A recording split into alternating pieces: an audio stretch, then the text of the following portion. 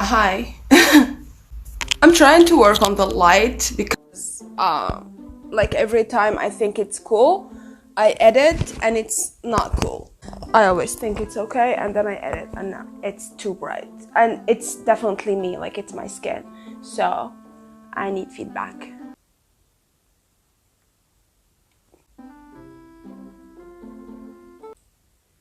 Hi, how are you? I hope you're doing okay. I don't know how to explain how I feel, but yeah, I hope you're feeling okay. I hope everything is going cool, great, and dandy for you. That was the intro to my channel, like the first 3 or 4 months, and it's almost been a year. It's not a year yet. It still needs like 3 months, and it's gonna be a year since I started this channel. So time literally flies, and I'm struggling. I feel like I've not made enough progress. Like sometimes I'd be looking at my channel and myself and just feel so proud, and just the idea that I actually went through with this and actually did this and started the channel and whatnot. It's like I feel proud of that, but then I see the progress of so many other people and I just feel super down. I don't know, but yeah, I need nails desperately. I haven't done my nails in ages and I need them desperately because I talk with my hands. And it's so annoying to talk with your hands and you don't have nails. Anyways, I don't know how to explain, but this month, March, because maybe it's like spring and summer is upon us and stuff like that, but it feels like like a threshold. It feels like a good time to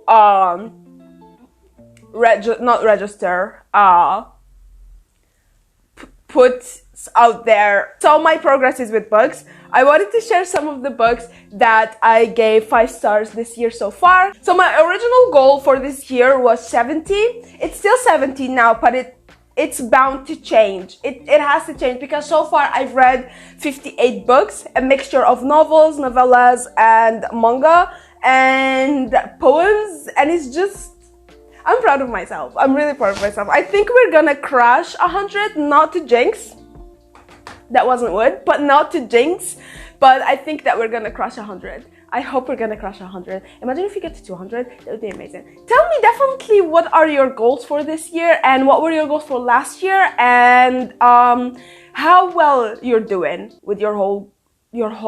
How are you doing with your whole? That is such a creepy statement. How well you're doing with your I can't say what I want to say now because I have imagery in my head. How well you're doing with your goal. Not whole, goal. So far I gave 8 books, 5 stars. I don't know if that's my stats, like my profile stats, always tell me that I am a strict reviewer, and I don't know how that's like possible because I feel like I'm generous. I literally gave so many books a chance when they were shitty, but like the more I review and the more I make videos and the more I like read and have more works to compare to and more writing styles to compare to and stuff, I don't know, like I become more strict maybe, but I really don't know. I never really thought of myself like a review-wise as a very strict reviewer, but looking at these books and these stats, I kind of get it. So the first work of art that I gave 5 stars to is actually a poem, and it's Ululumi by Edgar Allan Poe, focusing on losing a loved one, or from the POV of someone that lost a beloved or a loved one, of course, as we know from Edgar Allan Poe. And I absolutely am obsessed with his work. I'm obsessed with the writing, obsessed with the storytelling, just obsessed, and that's it. So that was unexpected. I literally I have a big book of Edgar Allan Poe works, like it's a complete not a complete collection, but it's like a decent collection of Edgar Allan Poe, and I just picked it up and read it to like dissect and stuff, and it ended up being like one of the best short stories, one of the best poems that I've read. Highly recommend if you're into poetry. Highly recommend if you're into poetry, if you're into dark academic gothic type tragedy type love stories. The next book I gave 5 stars to this year is a romance. If you knew me, like personally, before this channel, I wasn't really much of a romance person when it comes to books. I just wasn't. It wasn't because I didn't like it, I disliked it and that's it. It was really because I'd never like read something that satisfied me. Since the start of the channel, I've been like opening myself up to more genres, more styles of writing, more books, stuff, more, just a lot more diversity in my book choices, and romance was one of them, and I ended up loving it. This next one is The Lily and the Crown by Rosalind Sinclair, and this is a sapphic sci-fi love romancy story. Sunshine personality, and I hate everyone personality mixed, and it was the cutest thing ever. And coming from me, I'm not a sci-fi person. I actually hate sci-fi, like in movies, in books, in manga. I hate sci-fi. But this was done in the cutest fucking way. I desperately need nails. It was done in the cutest fucking way, and I just loved how it was done. Following Ariana and her helper, her maid, who is living in a house in the sky that is safe and whatever the hell, and then her father, who's like big in the society, gets her a maid, and the moment the maid gets in, the moment like we just get a little bit from Ariana's personality, her POV, I just know that I'm gonna love this character with all of me. It was the cutest. She was just, the dynamic between them was so freaking cute. And I highly recommend it. The next one was super unexpected. The Maidens by Alex Michaelides.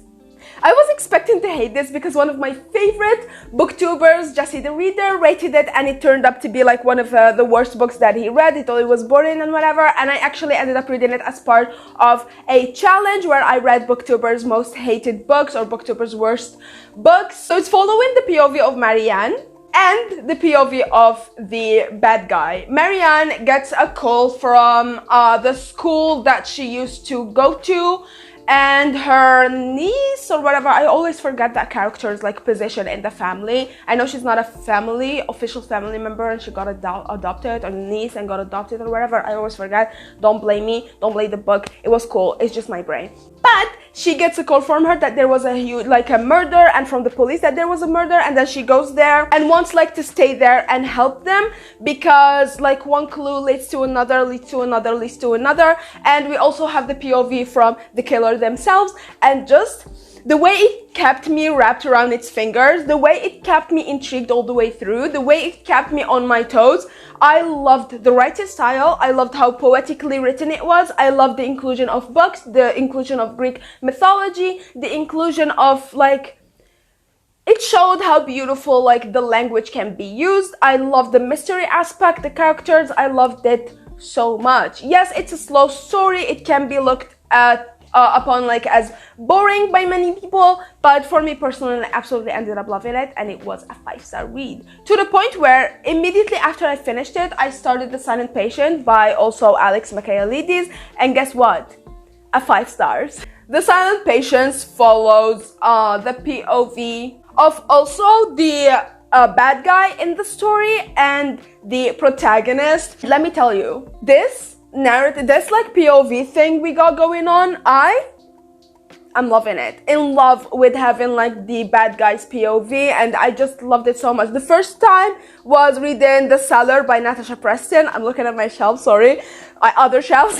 And we had the POV of Clover, which was the antagonist in the story, and I absolutely loved it. So I love this one. I swallowed it up so much. And it follows the story of like this heinous crime where a woman kills her husband, like a loving woman, a nice, cool neighbor, kills her husband suddenly in like a very aggressive way and ends up in an insane asylum where she doesn't say anything ever.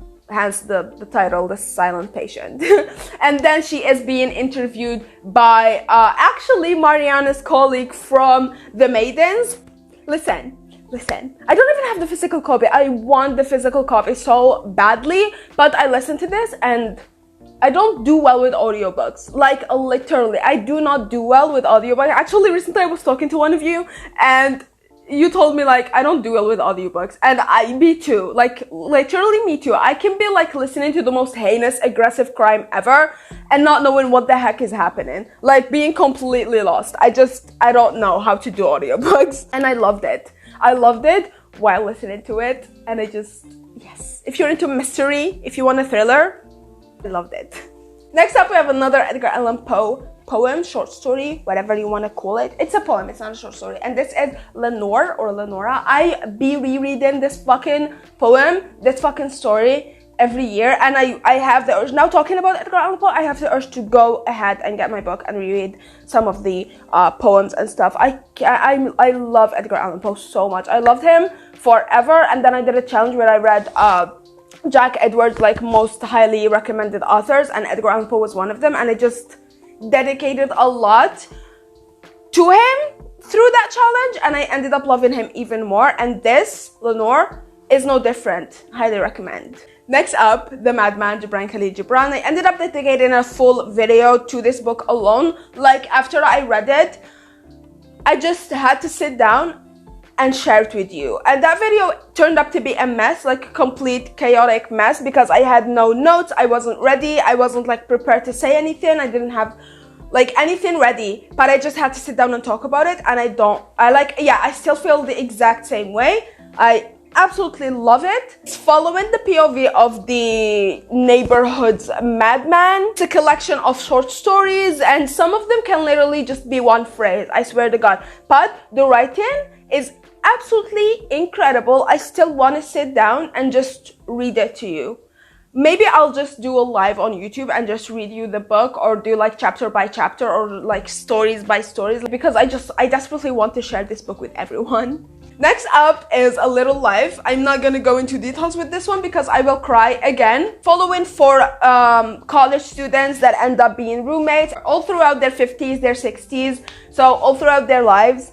They're all different, they all have different aspirations, different passions, and we follow all of them through their struggles and hardships. Boy, I have a full video of it where I go in depth with, not really in depth, but it's spoiler free, but where I go like and explain more about the story and whatnot. And this turned out to be one of the best books that I've ever read in my entire life. Writing wise, plot wise, story wise, character wise, progression wise, everything was just perfect. And Jude St. Francis lives in my heart, my body, my soul, rent-free for fucking ever now, and I love him with all of my heart. And if I were to pick one character to become alive for 5 seconds just so I can hug them, it would be Jude St. Francis, because he deserved better, he deserved the world, and he didn't get it. And the way it made me feel, the way it made me emotional, the way it made me like compare each book that I read after it to it. Hanya Nagihara is a witch. She is the wicked witch of the East, the West. She is the wicked witch of the East. She is a wizard when it comes to words. I don't know what she put in those pages, but whatever she did, I'm addicted to it. I'm addicted to it, period. This is one of the books that I wish I can erase my memory so I can reread it again and again and again and again. Not a book that I want to share with everyone. I just want to reread it for myself because of the experience it gave me. The experience being me crying my eyes out. The last book that I've read recently and gave 5 stars to is also by Gibran Khalil Gibran. If you see that there's a theme, Gibran Khalil Gibran is literally ruining my life.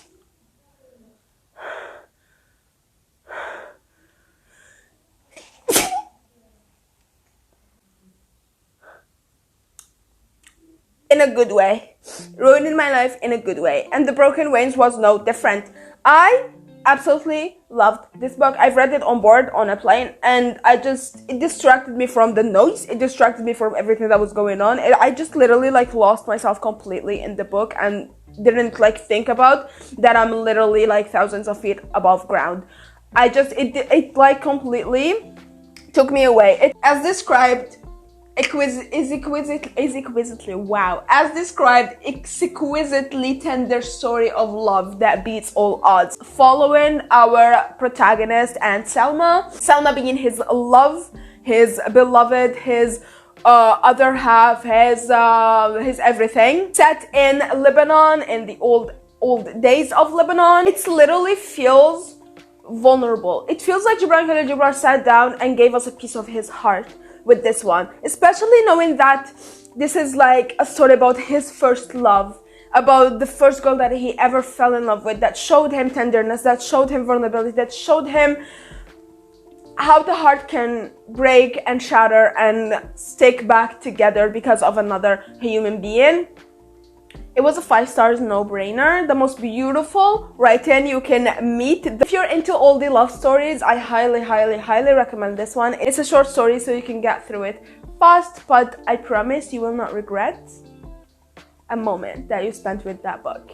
So far, my average, looking at the stats, is 3 stars. Like, 3 stars is the most books. Like, the most books I gave stars to are 3 stars. Of course, there are books that I haven't even rated. So I think that's cool. I think between almost 60 and having 5 stars is cool. It's okay. These have been the booksies that I gave 5 stars to this year so far, which means that these are some of my favorite reads from this year so far. Please let me know what are some of yours and what your reading goal is looking like. Thank you so much for watching, and I'll see you next video.